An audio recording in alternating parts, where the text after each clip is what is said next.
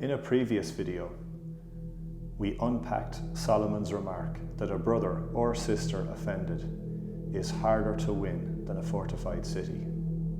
How? Well, offended people, like fortified cities, build giant walls to safeguard and protect their hearts from further damage. However, we saw that we can become isolated and imprisoned behind the very walls that were built to protect us and to safeguard our hearts.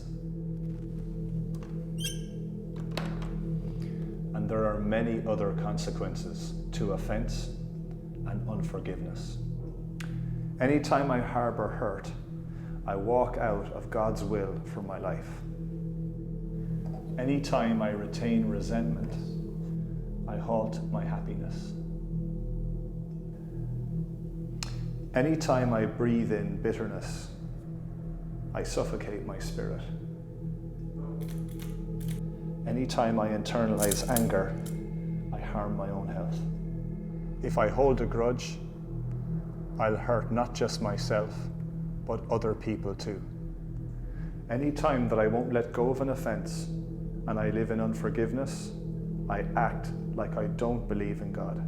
Anytime that I won't forgive, I block God's forgiveness.